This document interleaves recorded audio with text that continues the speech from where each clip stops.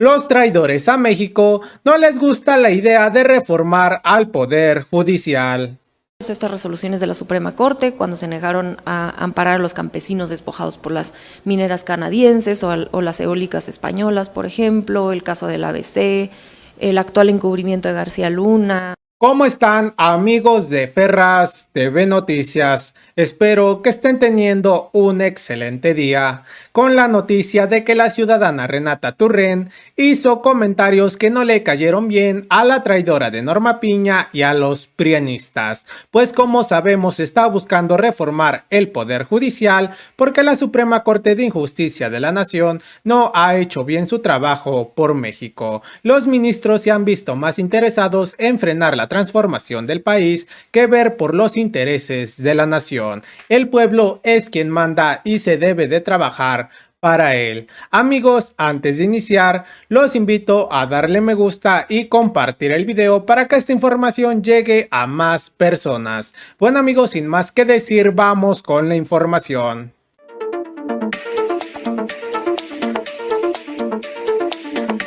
Yo en este espacio busco hacer un argumento antes que nada político, no jurídico, ni siquiera soy abogada y ya otros compañeros y compañeras que tienen estas capacidades técnicas lo han hablado sobre el marco legal en los martes previos a este.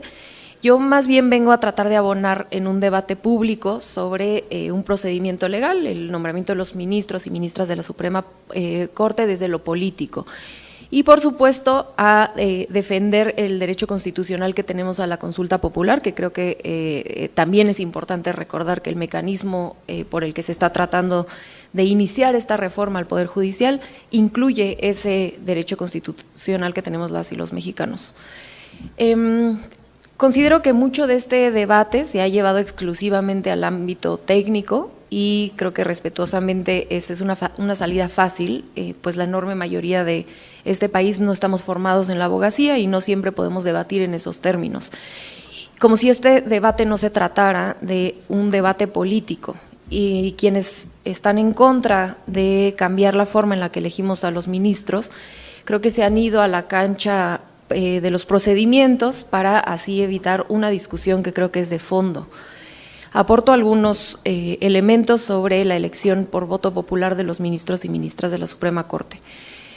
Como sabemos, la elección de los ministros hoy es una elección indirecta, el presidente propone la terna, el Senado ratifica. Hay que analizar cualquier crítica considerando esto, que la elección ya es por un voto indirecto. El hecho de que lo proponga el presidente y lo elija el Senado suele incrementar o supuestamente la afinidad política de quienes están o llegarían a la Suprema Corte, que es uno de los argumentos por los cuales se está en contra o parte de la opinión pública está en contra. Pero esa muchas veces es una simplificación de la idea, no se está proponiendo exclusivamente una elección democrática de cualquier ciudadano. Claramente yo no podría ser una ministra de la Suprema Corte, sino de un perfil específico que cuente con las características técnicas y yo incluiría éticas necesarias para poder cumplir con este encargo.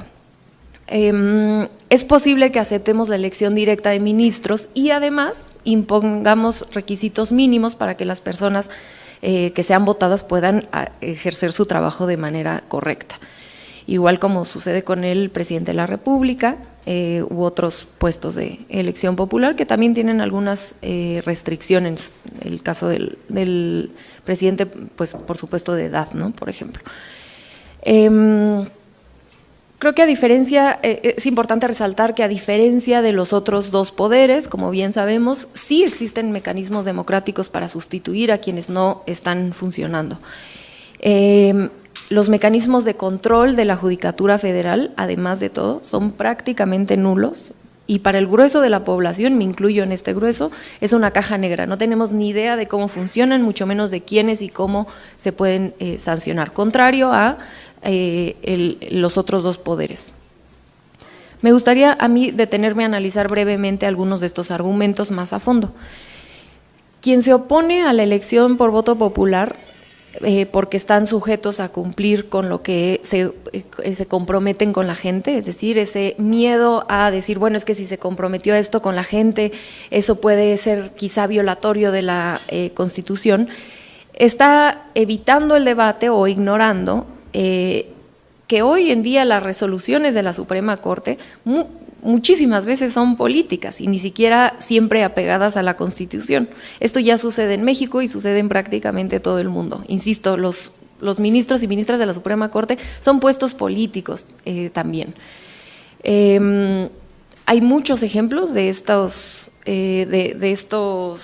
fallos, estas resoluciones de la Suprema Corte, cuando se negaron a amparar a los campesinos despojados por las mineras canadienses o las eólicas españolas, por ejemplo, el caso del ABC, el caso de Ernestina Asensio, el actual encubrimiento de García Luna mediante la liberación de los recursos de su esposa, un largo etcétera, ¿no? Y son solamente algunos ejemplos que muestran, insisto, que la Suprema Corte también es un poder que actúa con intereses políticos. Y entonces el debate no es si la Suprema Corte hace política o no hace política. Ese es un falso debate porque todos y todas sabemos que sí lo hace. El debate verdadero es, dado que se hace política, preferimos que respondan a poderes fácticos o que respondan al pueblo de México. Y yo me inclino por la segunda. Otro argumento, uno de los argumentos, es que el método de selección por voto directo no nos blinda de malos ministros. Bueno, claro, tampoco la elección del presidente nos blinda de malos presidentes. Ahí tuvimos a Fox, Calderón pues se la robó, pero tuvimos a Peña Nieto.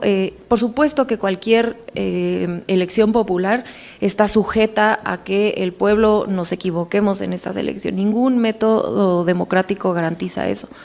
Pero yo, en lo personal, confío en el pueblo por encima de las élites económicas, que son quienes suelen impulsar a ciertos ministros y ministras. Y no solo eso, creo que además el voto popular nos otorga la herramienta y la posibilidad de premiar y castigar comportamientos que beneficien o afecten a las mayorías, no como lo tenemos ahora. Por último, creo que también es importante retomar o visibilizar la historia reciente de América Latina, porque nos damos cuenta ahí de cómo los esfuerzos de intervención de poder… Amigos, hacemos una pausa. ¿Qué opinan de que el pueblo de México pueda elegir a los ministros de la Suprema Corte de Justicia de la Nación? Bueno, amigos, sin más que decir, continuemos. Poderes nacionales, de poderes fácticos nacionales, pero también internacionales, en específico de Estados Unidos, ya no siempre van por la vía militar de un golpe de Estado, sino lo que conocemos como lawfare o la guerra judicial, tan común en otros países de América Latina, la cual, como sabemos, consiste en derrumbar de manera total o por lo menos parcial a gobiernos o proyectos democráticos y legítimos. Y no es casualidad que hemos visto esto en Brasil, en Perú, en Colombia, en Ecuador, y que esto ha sido la vía para tirar a líderes de izquierda, insisto, muchas veces impulsado y planeado desde Washington.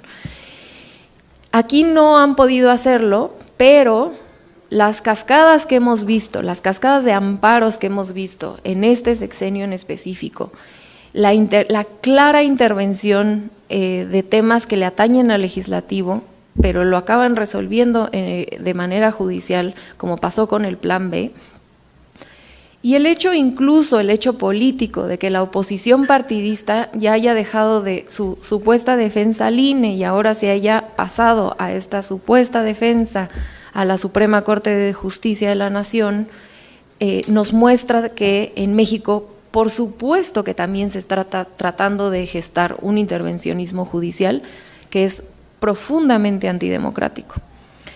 Y a modo de cierre me gustaría nada más recordar que este sexenio hicimos posible la profundización de la democracia mediante las consultas populares. Este es un triunfo histórico y que estamos ante la posibilidad de usar este mecanismo para reformar una parte del poder judicial que claramente no está funcionando.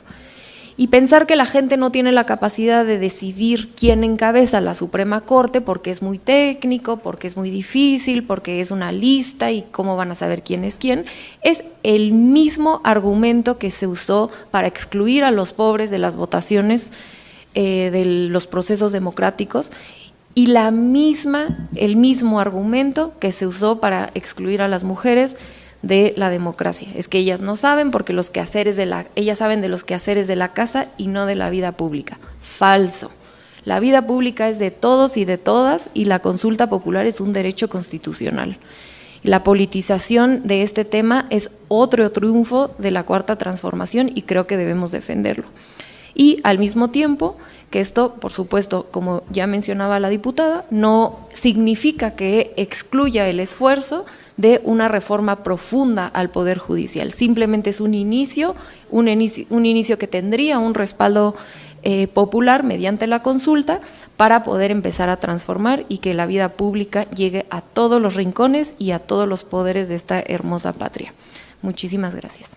Así es, amigos de Ferraz TV Noticias, los del viejo régimen se acostumbraron a tener todo el poder y ahora se les hace difícil aceptar que el pueblo es quien manda y que ya no se deja engañar tan fácil, pues se cansó de las tranzas y ya no quiere a personajes que traicionen a México y que defiendan a delincuentes y corruptos. El pueblo quiere que el país avance. Bueno, amigos, hemos llegado al final del video. No olvides darle like y compartirlo para que más personas se mantengan informadas. Tampoco olvides suscribirte y activar la campanita de notificaciones. Esto es Ferraz TV.